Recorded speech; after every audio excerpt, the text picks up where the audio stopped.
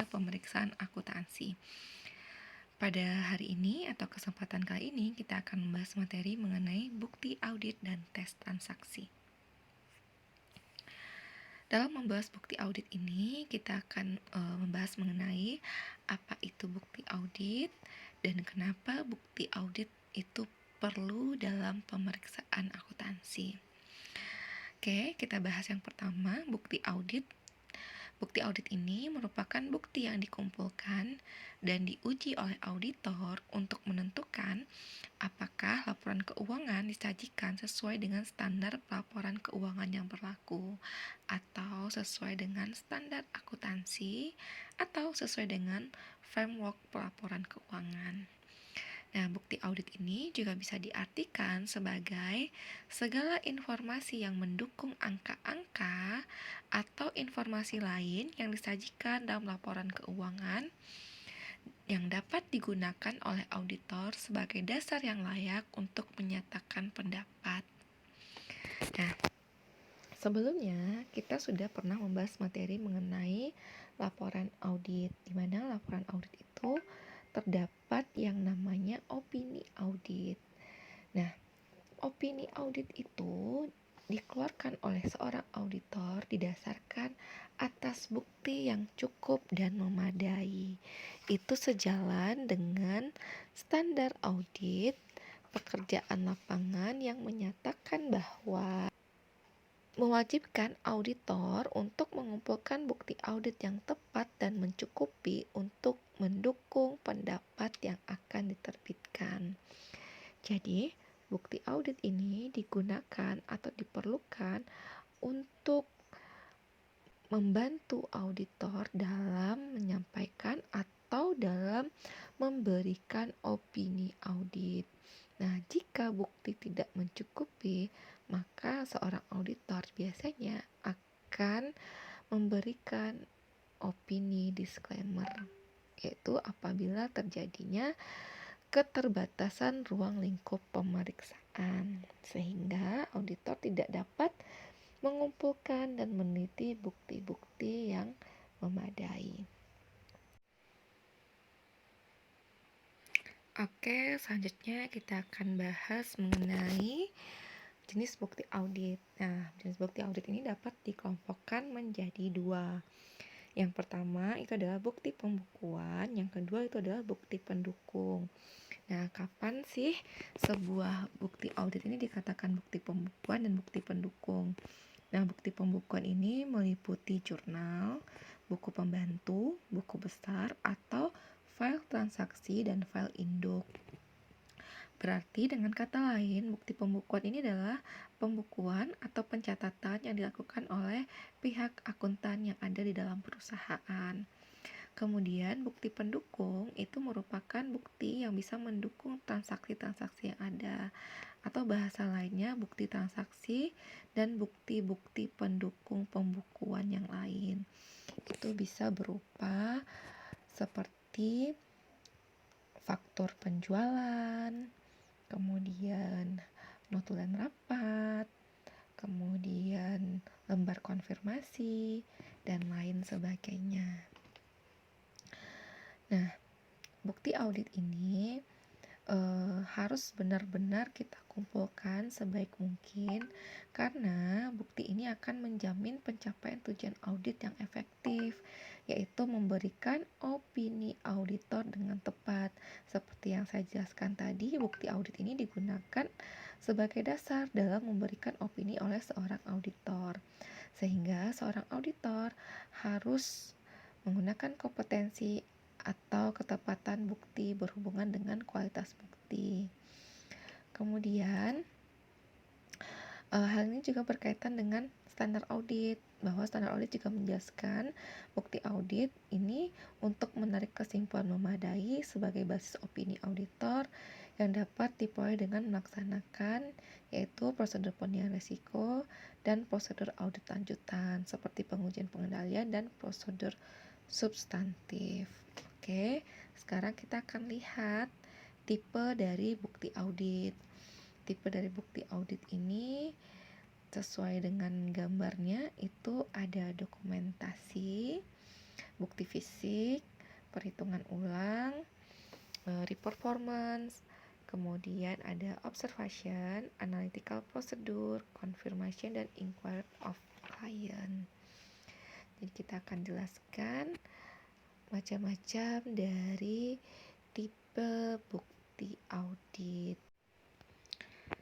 Oke, physical evidence atau bukti fisik itu merupakan segala sesuatu yang bisa dihitung, dipelihara, dan diobservasi untuk mendukung tujuan eksistensi. Maksudnya di sini adalah bukti fisik, artinya bukti nyata bahwa bukti tersebut dapat kita lihat dan kita observasi atau kita hitung ulang. Ini seperti cash opname atau stock opname. Cash opname itu artinya kita adalah melakukan cek fisik uang yang ada. Misalkan dalam catatan laporan keuangan tersebut dinyatakan bahwa uang yang ada adalah 500.000. Kita cek benar atau tidak 500.000. Terdiri dari uang lembaran berapa saja yang 500.000 itu, apakah pecahan 100.000, 50.000, 20.000, 10.000, bahkan uang recehannya. Kemudian kita lihat bukti yang kedua, yaitu confirmation evidence, yaitu merupakan eksistensi atau kepemilikan atau penilaian langsung dari pihak ketiga. Atau juga bisa kita katakan konfirmasi ini menggambarkan penerimaan respon tertulis langsung dari pihak ketiga yang independen yang memverifikasi keakuratan informasi yang diminta oleh auditor. Contohnya di sini adalah melakukan konfirmasi piutang atau konfirmasi uang atau saldo yang ada di rekening bank. Dalam pemeriksaan laporan keuangan, auditor ini perlu untuk meyakini bahwa angka-angka yang tertulis pada laporan keuangan itu benar adanya. Misalkan di laporan keuangan itu tertulis bahwa perusahaan ini memiliki kas di Bank Mandiri sebesar 10 juta. Nah, nanti auditor untuk meyakini angka tersebut akan mengirimkan lembar konfirmasi terhadap bank. Nah, bank nanti akan memberikan jawaban langsung kepada auditor, menyatakan sesuai atau tidak. Nah, itu yang dikatakan dengan bukti konfirmasi, yaitu hasil konfirmasi kepada pihak ketiga. Kemudian kita bahas yang berikutnya adalah mengenai documentary evidence. Documentary evidence ini merupakan catatan-catatan akuntansi dan dokumen pendukung transaksi. Seperti yang dikatakan tadi, itu dapat berupa faktur pembelian, penjualan, dan lain-lain. Nah, ada juga bentuk tipe bukti audit berikutnya adalah mathematical evidence. Mathematical evidence ini artinya perhitungan kembali dan rekonsiliasi yang dilakukan auditor, seperti melakukan voting atau rekonsiliasi bank. Artinya auditornya akan melakukan pencocokan ulang atau perhitungan ulang terhadap angka-angka yang ada pada laporan keuangan tersebut. Oke, bukti yang berikutnya itu ada analytical evidence atau bukti analisis. Bukti analisis ini berarti bukti yang diperoleh melalui penelaahan analitis terhadap informasi keuangan klien. Seperti prosedur analitis yang bisa dilakukan itu seperti trend horizontal analysis, yaitu membandingkan angka-angka laporan keuangan tahun berjalan dengan tahun-tahun sebelumnya. Kemudian menyelidiki kenaikan atau penurunan yang signifikan baik dalam jumlah rupiah maupun persentase. Kemudian ada common size vertical analysis. Lalu juga ada rasio analisis, yaitu menghitung rasio likuiditas, rasio profitabilitas, rasio leverage, dan rasio manajemen aset.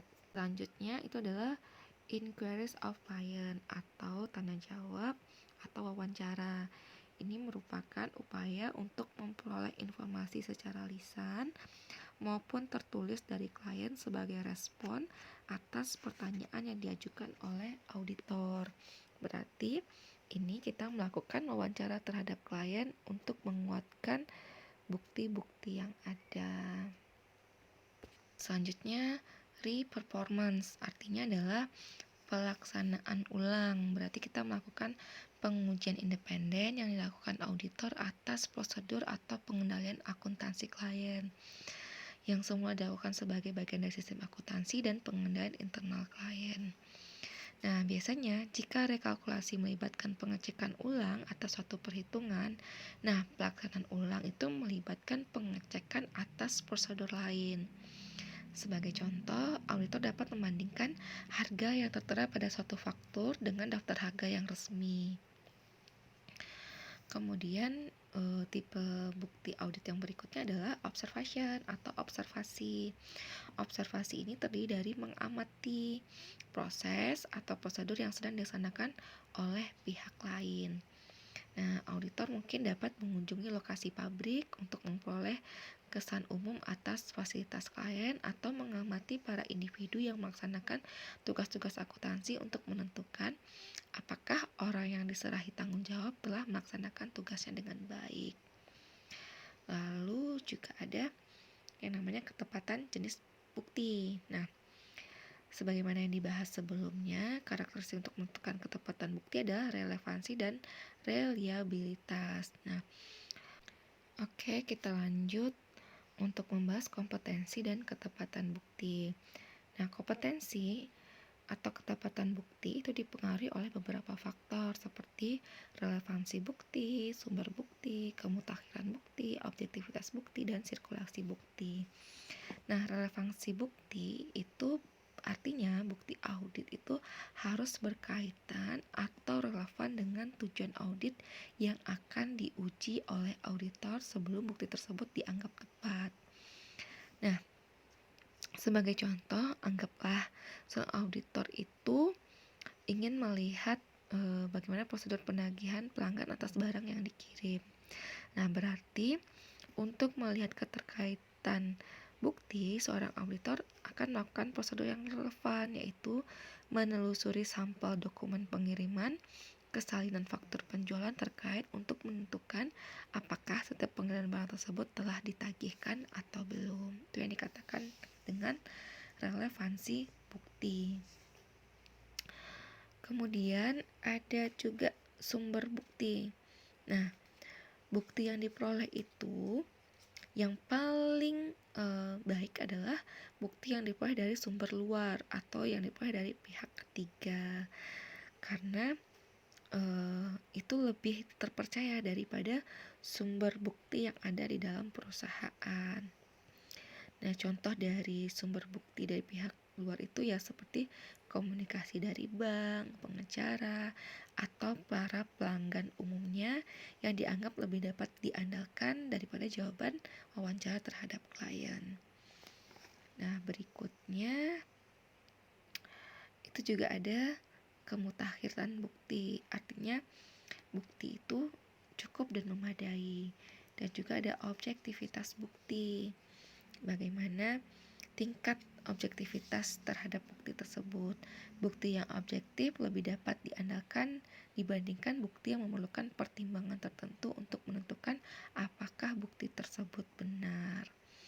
Contoh bukti yang objektif itu meliputi konfirmasi piutang atau saldo bank, kemudian juga perhitungan fisik. Itu dikatakan dengan objektivitas bukti. Dan juga sirkulasi bukti, itu adalah artinya bagaimana seorang auditor untuk mengetahui alur atau bagaimana proses dari transaksi sehingga menghasilkan sebuah bukti pencatatan ataupun bukti pembukuan ataupun bukti pendukung lainnya. Oke, baik, sekarang kita akan lihat faktor-faktor kompetensi bukti. Kapan bukti itu dianggap kurang kompeten dan kapan bukti itu dianggap lebih kompeten. Yang pertama kita lihat dari segi relevansi bukti. Jika bukti yang ada itu tidak relevan, maka itu dianggap kurang kompeten. Sementara bukti yang relevan langsung atau berkaitan langsung itu dianggap lebih kompeten. Kemudian yang kedua, dilihat dari sumber bukti. Apabila sumbernya didapatkan dari dalam perusahaan dengan sistem pengendalian intern yang lemah dan tidak memahami langsung, artinya bukti yang ada dikatakan tidak kompeten. Nah, kapan dia dianggap kompeten? Apabila sumber bukti itu berasal dari pihak luar yang independen atau dari pihak ketiga dengan sistem pengendalian intern yang kuat dan memahami langsung. Kemudian mengenai kemutakhiran bukti, apabila eh, apabila bukti itu jauh dari tanggal laporan keuangan, maka dikatakan kurang kompeten. Sementara apabila bukti itu dekat dengan tanggal laporan keuangan, maka dianggap bukti itu adalah kompeten. Kemudian dari segi objektivitas bukti, kalau dia dinilai dengan secara subjektif maka dianggap kurang kompeten, dan apabila objektif dianggap lebih kompeten. Nah, kira-kira itulah faktor-faktor untuk menentukan apakah bukti yang ada itu dikatakan kompeten atau kurang kompeten. Oke, next kita lanjut kecukupan bukti. Kecukupan bukti ini biasanya tergantung pada kuantitas bukti yang harus dikumpulkan oleh auditor dan pertimbangan profesional. Artinya, bukti itu cukup dilihat dari kuantitas, berarti jumlah yang dikumpulkan oleh auditor. Kemudian, dari jumlah yang dikumpulkan oleh auditor, maka seorang auditor akan menggunakan pertimbangan profesionalnya terhadap kecukupan bukti yang ada. Nah, biasanya faktor yang mempengaruhi pertimbangan auditor itu adalah yang pertama adalah materialitas dan resiko. Yang kedua faktor ekonomi, dan yang ketiga adalah ukuran dan karakteristik populasi. Jadi ketika melakukan prosedur audit, itu seorang auditor harus memahami tingkat materialitasnya, kemudian risiko terhadap transaksi tersebut, dan faktor ekonominya, serta ukuran yang akan ditentukan atau bagaimana kriteria atau karakteristik dalam menentukan populasi sampelnya. Oke, berikutnya sesuai dengan yang dibahas pada slide sebelumnya, maka di sini kita lihat bagaimana cara seorang auditor dalam pemilahan sampel atau pemilihan sampel. Adapun tujuannya itu adalah untuk menghemat waktu dan menekan biaya. Nah, dalam perusahaan besar itu pasti banyak sekali bukti-bukti transaksi, faktur, bukti pencatatan, pembukuan, itu pasti banyak sekali dalam satu tahun. Tidak mungkin auditor untuk melakukan pemeriksaannya secara keseluruhan. Untuk itu, seorang auditor harus menentukan pemilihan sampel dalam pemeriksaan. Tujuannya adalah untuk menghemat waktu dan menekan biaya. Nah, yang terpenting, sampel yang dipilih itu harus representatif, artinya bisa mencerminkan keadaan yang sesungguhnya. Sampel audit ini juga dapat dikatakan merupakan penerapan prosedur audit terhadap unsur-unsur suatu saldo akun atau kelompok transaksi yang kurang dari 100% dengan tujuan untuk menilai beberapa karakteristik saldo akun atau kelompok transaksi tersebut. Bahasa lainnya, sampel audit ini adalah penentuan jumlah yang nantinya dapat menggambarkan keadaan yang sesungguhnya. Sama halnya dalam melakukan penelitian ilmiah, dalam pemeriksaan audit ini juga ada beberapa metode sampling yang bisa digunakan oleh seorang auditor. Misalkan dia menggunakan metode random atau judgment sampling, artinya secara acak. Contoh, untuk tes transaksi untuk pengeluaran di atas 5 juta, itu yang akan diperiksa oleh seorang auditor. Di bawah 5 juta itu tidak dilakukan pemeriksaan. Kemudian juga dapat melakukan metode block sampling. Auditor itu memilih transaksi di bulan tertentu sebagai sampel untuk pemeriksaan. Misalkan auditor memilih bulan Januari, Juni, dan Desember yang akan dilakukan pemeriksaan. Atau menggunakan metode statistical sampling, artinya dilakukan secara ilmiah. Lebih sulit tapi lebih mencerminkan keadaan sesungguhnya.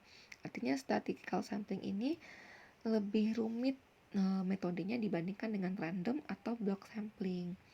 Tetapi dia lebih representatif, artinya dia lebih mencerminkan keadaan yang sesungguhnya dibandingkan dengan metode-metode yang lain. Oke, kita lanjut mengenai prosedur audit. Nah, prosedur audit itu dikatakan merupakan langkah-langkah yang ditempuh oleh auditor untuk mengumpulkan dan menguji bukti audit. Berarti bukti audit yang kita bahas tadi itu ada dalam prosedur audit, karena prosedur audit itu dikatakan adalah langkah-langkah yang ditempuh oleh auditor untuk mengumpulkan dan menguji bukti audit. Langkah apa saja yang dilakukan oleh auditor itu dikatakan adalah prosedur audit. Nah, untuk kategori prosedur audit itu yang pertama adalah prosedur pemahaman SPI atau sistem pengendalian internal. Yang kedua adalah prosedur pengujian sistem pengendalian internal. Yang ketiga adalah prosedur pengujian substantif. Kalau minggu kemarin kita sudah membahas mengenai sistem pengendalian internal.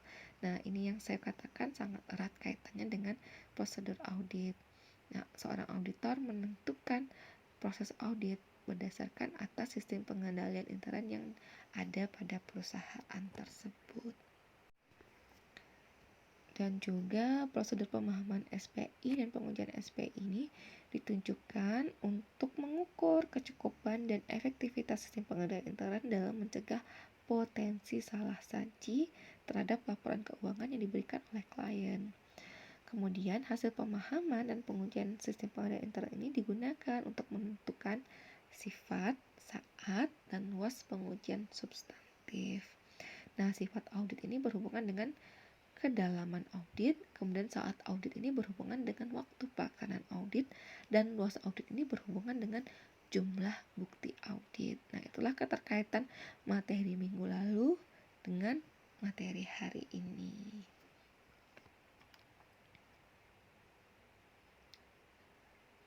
Oke. Selanjutnya kita akan bahas mengenai prosedur audit. Nah, prosedur audit yang pertama itu adalah prosedur analitis, di mana pada prosedur analitis ini terjadi prosedur pengujian yang dilakukan dengan cara membandingkan angka objek audit dengan angka pembanding, seperti angka periode sebelumnya, atau membandingkan dengan angka anggaran, atau angka rata-rata industri. Kemudian ada proses tracing, artinya adalah proses pengujian dengan cara menelusuri dari bukti transaksi ke bukti pembukuan.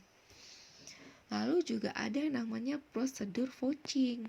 Prosedur vouching ini adalah prosedur pengujian dengan cara menelusuri dari bukti pembukuan ke bukti transaksi. Artinya kita lakukan pencocokan yang ada pada pembukuan dengan bukti transaksi. Misalkan di pembukuan dikatakan bahwa ada penjualan 10 juta. Nah, kita lihat bukti transaksinya. Kita lihat ke faktor penjualannya sesuai atau tidak. Lalu yang berikutnya adalah prosedur inspeksi. Prosedur inspeksi ini adalah prosedur pengujian atau pemeriksaan langsung terhadap bukti audit. Misalnya pemeriksaan fisik aset dan pemeriksaan fisik dokumen. Kemudian juga ada prosedur matematis atau perhitungan. Ini merupakan prosedur pengujian kebenaran perhitungan matematis seperti penjumlahan, perkalian, dan pembagian. Yang berikutnya adalah prosedur penghitungan. Prosedur penghitungannya adalah proses pengujian dengan cara melakukan penghitungan ulang objek audit seperti penghitungan fisik aset tetap dan penghitungan fisik persediaan. Next, prosedur berikutnya adalah prosedur konfirmasi. Prosedur konfirmasi ini adalah prosedur pengujian dengan cara mempertanyakan secara tertulis kepada pihak ketiga tentang kebenaran objek audit, misalnya melakukan konfirmasi piutang dan konfirmasi persediaan yang disimpan di gudang. Kemudian ada prosedur observasi. Prosedur observasi ini adalah prosedur pengujian dengan cara menyaksikan suatu proses pelaksanaan kegiatan untuk menghasilkan bukti audit tertentu, misalnya proses perhitungan fisik persediaan. Lalu prosedur yang ke-9 itu adalah prosedur pengerjaan ulang. Ini merupakan prosedur pengujian dengan cara mengerjakan suatu proses yang biasa dilakukan untuk menghasilkan bukti audit tertentu. Berikutnya adalah prosedur wawancara. Untuk prosedur wawancara, itu merupakan prosedur pengujian bukti audit yang dilakukan dengan melakukan wawancara dengan petugas atau pejabat yang terkait atau pihak-pihak yang ada pada perusahaan. Kemudian yang terakhir itu adalah prosedur audit berbantuan komputer atau computer assisted audit teknik. Adalah prosedur pengujian yang dilakukan dengan bantuan komputer terhadap bukti audit yang diproses dengan menggunakan komputer. Oke, selanjutnya setelah tadi kita bahas bukti audit, terus kita bahas prosedur audit, kira-kira apa sih hubungan bukti audit dan prosedur audit? Nah, prosedur audit itu nantinya akan menghasilkan sebuah bukti audit. Jadi, dari prosedur yang dilalui oleh seorang auditor akan menghasilkan yang namanya sebuah bukti audit. Nah, sesuai dengan prosedur yang kita jelaskan tadi, maka prosedur itu akan menghasilkan bukti.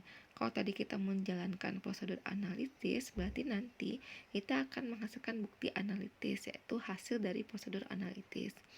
Kemudian ada bukti dokumen, berarti itu adalah hasil dari prosedur tracing, vouching, dan inspeksi dokumen.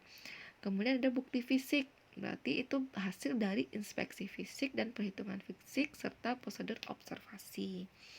Berikutnya itu ada bukti matematis. Bukti matematis itu berarti hasil dari pengujian matematis seperti perkalian, penjumlahan, dan seterusnya. Ada juga bukti konfirmasi, itu adalah hasil dari pengujian konfirmasi.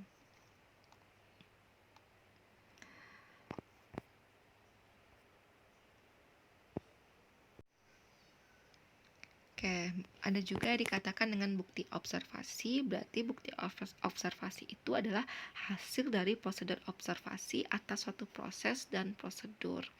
Kemudian ada bukti pernyataan tertulis, berarti bukti pernyataan tertulis ini adalah hasil dari prosedur wawancara yang diikuti dengan permintaan bukti tertulis. Kemudian juga ada bukti pengerjaan ulang, itu merupakan hasil dari pengerjaan ulang suatu prosedur atau proses yang biasa dilakukan untuk menghasilkan bukti audit tertentu. Ada juga dikatakan dengan bukti elektronik, itu adalah hasil dari pengujian proses prosedur yang dilakukan secara elektronik serta hasil pengujian audit berbantuan komputer. Oke, kita lanjut. Prosedur vouching dengan tracing, apa sih perbedaannya? Nah, dilihat dari arah pengujiannya, vouching itu dimulai dari buku besar, jurnal, dan bukti transaksi. Sementara tracing itu menguji potensi understatement, itu dimulai dari bukti transaksi ke jurnal lalu ke buku besar. Nah, untuk tracing ini kita lebih mendasarkan asersinya terhadap kelengkapan. Sementara untuk vouching itu lebih eksistensinya atau bagaimana terjadinya. Oke. Nah, kapan situasi audit yang mengandung risiko besar? Yang pertama adalah ketika pengendalian intern yang lemah. Kalau pengendalian intern yang lemah, maka bukti audit yang kompeten itu sangat sulit untuk bisa kita jumpai. Kemudian kondisi keuangan yang tidak sehat, lalu manajemen yang tidak dapat dipercaya, artinya manajemennya ini tidak memberikan informasi yang sesuai dengan yang kita butuhkan. Lalu penggantian auditor, kemudian perubahan tarif atau peraturan pajak atas laba. Kemudian juga usaha yang bersifat spekulatif dan transaksi perusahaan yang kompleks itu dapat mengandung resiko besar dalam proses audit. Lalu, bagaimana keputusan terkait bukti audit? Nah, keputusan terkait bukti audit itu nantinya yang pertama itu adalah penentuan prosedur audit yang akan digunakan. Kemudian penentuan besarnya sampel untuk prosedur audit tertentu. Berikutnya penentuan unsur tertentu yang harus dipilih dari populasi. Dan yang terakhir adalah penentuan waktu yang cocok untuk melaksanakan prosedur audit tersebut. Oke, saya rasa cukup untuk materi bukti audit dan prosedur audit. Semoga bisa memahami, karena disinilah mulainya seorang auditor dalam melakukan pemeriksaan dan bagaimana seorang auditor dalam mempertimbangkan, memberikan opini audit sehingga menghasilkan audit yang berkualitas. Oke, terima kasih atas perhatiannya. Assalamualaikum warahmatullahi wabarakatuh.